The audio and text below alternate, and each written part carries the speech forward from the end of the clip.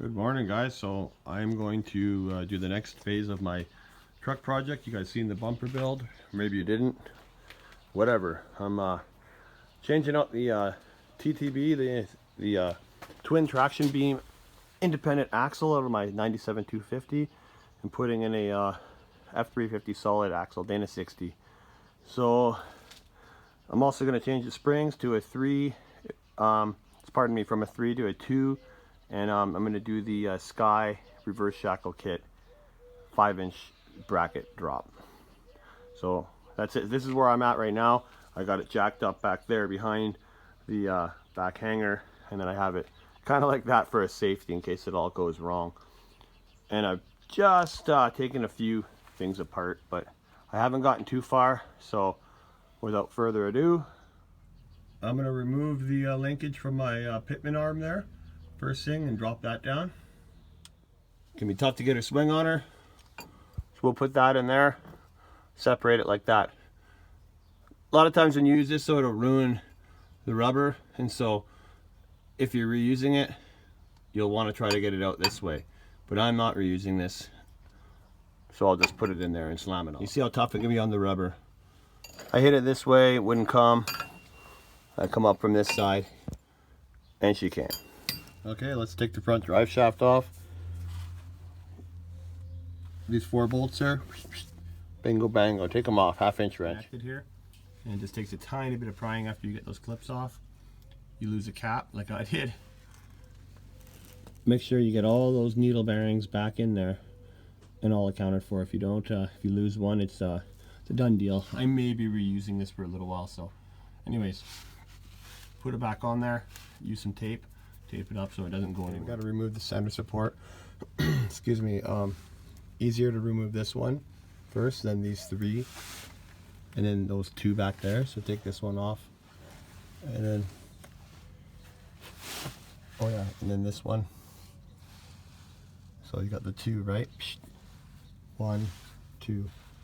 Take them off first. Okay, there's one out. It's being held up by basically the springs, because I've only removed the nut, but it's still in there, so it's just kind of wrapping the springs.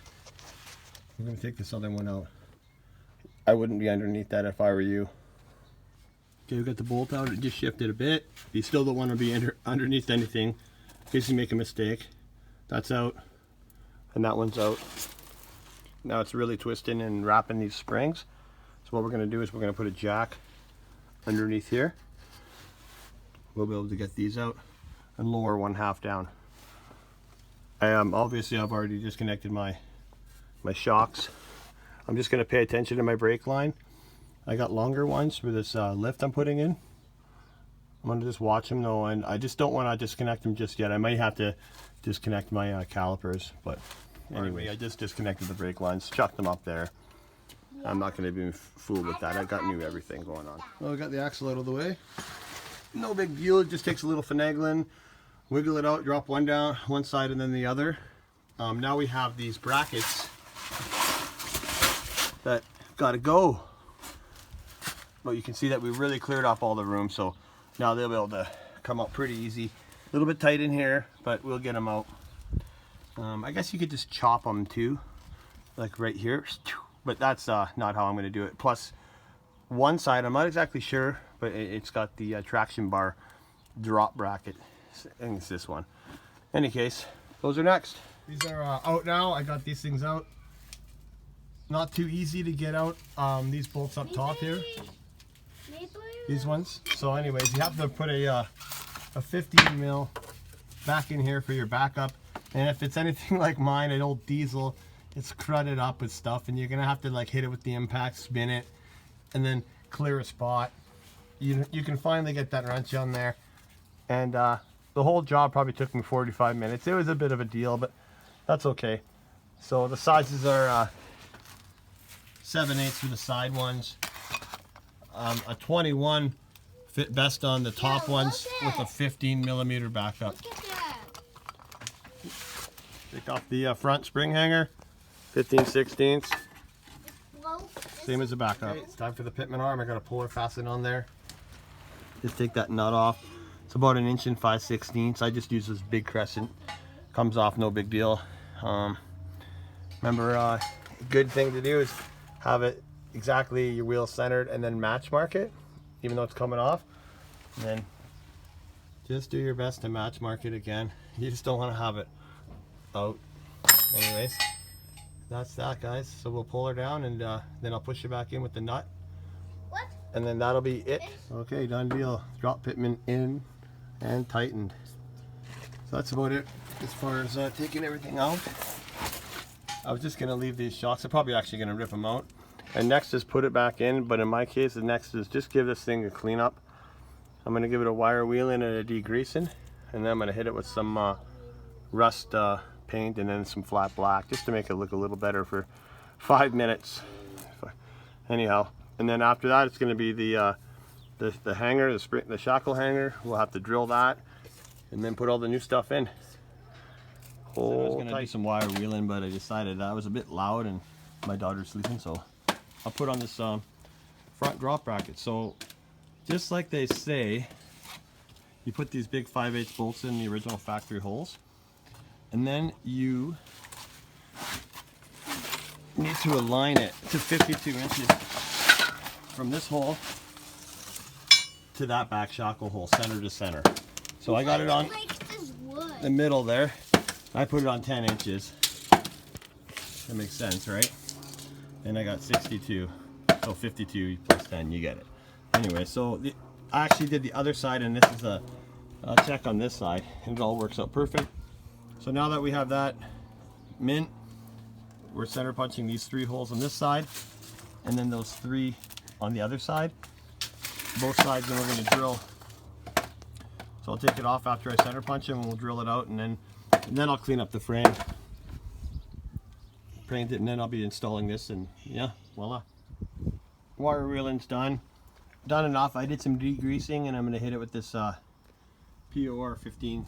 Anyways, talk about this real quick. So you put it in this 5/8 hole, and then you're going to center punch these ones. So I center punched it. I noticed it shifted as I center punched, so I stopped. I remeasured from back there to get my 52, and then I took a little Sharpie and I did all 12 holes, and then I took it off, then I center punched, and that got me a lot better. And so if I put this 5/8 hole in and I'm only able to make 1 or whatever, I'll be able to just drill it out. But I didn't want to drill them out big now because I want this thing to fit as tight as possible. So that's going to be the way I do it, right or wrong anyways, just maybe a tip for somebody. All right, the hanger's in. All the bolts went pretty well. Just a little bit of reaming on just a couple, but basically you can just run them in. Don't forget the Loctite on all the fasteners. Anytime it's your ass, Loctite. Next is these springs. Okay, got the springs in, just one side and the other. Down there you might have to just open it up a tiny bit with a grinder or maybe a drill to fit that last bolt. It's just a bit tight.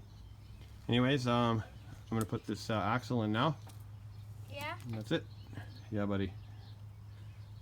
I got my helper here. Let's Axle's in. It went pretty good. I just used a creeper and a couple jacks and slid her in there. Did it myself. It went pretty good. Almost ran out of U-bolt there. I was back and forth to the guy on what size to use. Because I didn't have the original ones, but pretty close. It's down to about a 1/4 inch of thread tightened up, so that's okay. Next, I'm going to do the steering. I'm going to hook up the drive shaft. It looks like it's going to work out pretty good. There was some talk on the net that said it doesn't work, it works. Well, so we'll find out. If it doesn't work, I'll get one made up. Anyways, yeah, I'll show you the next phase. Do the steering next. So I got the old steering from the donor axle, and I'm replacing it with all new stuff. Easy way I know to do it is just basically set up the new one to what the old one was as far as thread count. Do your very best to take a few measurements and try to get it the same. It should be pretty close, close enough to get you down to the alignment shop. Okay, steering's in, bingo bango. So remember, don't tighten these up until you got these in and done, and then you can tighten these because it needs to adjust and go wherever it needs to go. All right, we'll do the that next. Okay, the track bar drop bracket's all in, all tightened up. I guess I'll trim that long bolt. Looks good. if it's really tough, don't be afraid of just a little bit of heat. Don't get it red hot or nothing. And then after, a little more oil. That expansion and contraction really helps break things loose. You got to pay attention. This one's not going so good, but I think I'll get it.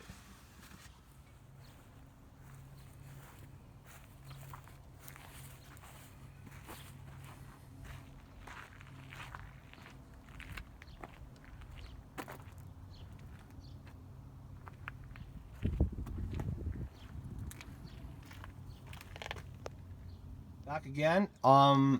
It's all done. Basically, it's all tight. I got everything in. I did the rear. I did a new carrier bearing U-joints.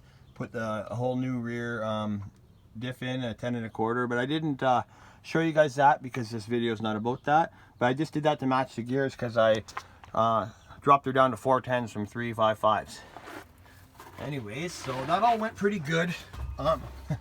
I just cut that down and then I fanned it out and added some filler and then welded it up. It looks like shite, but the idea isn't really what it looks like under here. It's just how it is, and that was to clearance it. And for me, it only took about 45 minutes of welding, believe it or not. So this drive shaft all meshed up really good.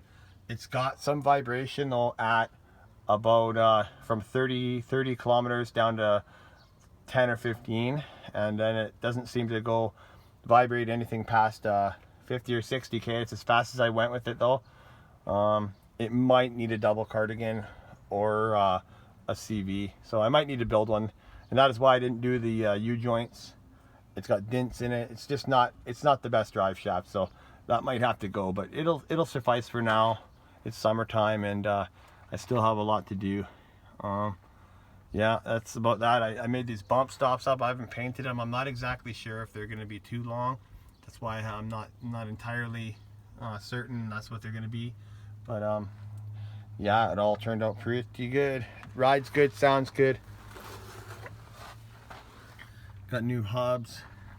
I got to get some spacers. We got some wheel rub because these particular rims are probably a 0, or I don't know how it all is, a plus something, so they need to come out a good inch anyways.